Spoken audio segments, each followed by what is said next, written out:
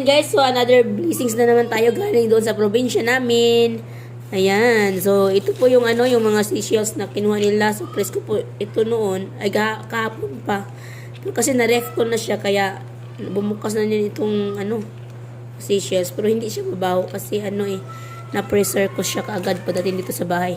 So, ito po yung yung seashells na kuha nila, guys. Ang dami-dami nila. Ayan, ang dami. Tapos, siyempre, hindi nawawala itong ating malalaking, dalawa lang to. Yan. Dalawang lang to eh. Dalawa lang ito, ayan. So, ito yun, dalawang malalaking pasayan or lukon. Ay, hindi pala ito pasayan, lukon. Ang tawag doon sa Bisaya nito ay lukon.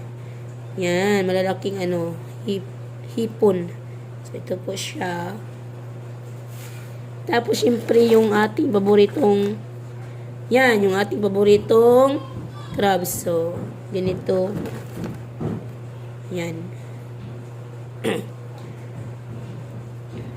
Yan, guys. Ito yung nila. Yan. Yan siya. Medyo kukunti lang yung kuha nila. Pero sigurado talagang may ulam kapag pag doon ka manirahan, pag panahon ng tiempo, ayan, siguradong may ulam ka. Pasensya pala sa boses ko, guys, kasi naubusan ako ng para na rin ako nag-concert ba. Ayan. Totoo lang, hindi ako marunong umawit o kumanta. Pero nakuha ako napagaw. Nawala yung boses ko. So, ganito siya karami. Ayan. Ang gagawin ko dito ay gataan ko ito mamaya. Yan, gataan ko ito mamaya. Para may pang ako. Ayan, masarap ito gataan, guys. Talagang masarap ito gataan. So, ito po yung kuha na nila. Ayan. Diba, ang dami-dami. Tingnan nyo, guys. Ang dami ng kanilang mga kuha. So, pag doon ko talaga manirahan, mayroon pong maliit. Masarap ito pag iprito yung mga maliliit ganito. Masarap siya iprito, lagyan lang ng crispy mix. Yan, so ganito 'yun. Masarap talaga siya iprito, guys. Sa mga ganito kaliit, yan, masarap siya iprito. Pero yung ganito kalaki naman, hindi mas masarap siya pag paggataan, ganyan.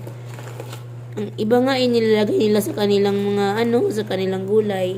Masarap siya, lalo na pag pag yung kinuhaan na dagat is malinis. So, doon ito sa sa amin, malinis talaga yung dagat doon kasi malayo sa mga bahay-bahay.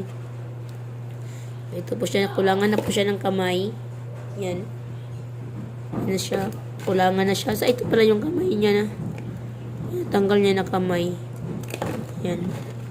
So, ano pang hinihintay nyo, guys?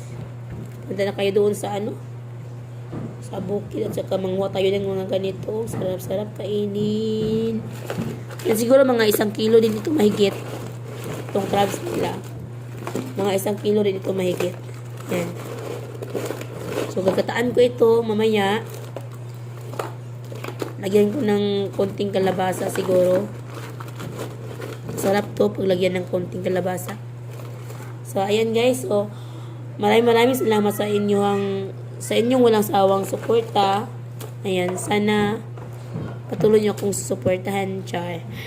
By the way, guys, thank you talaga sa inyong panonood. Ayan, bye-bye po.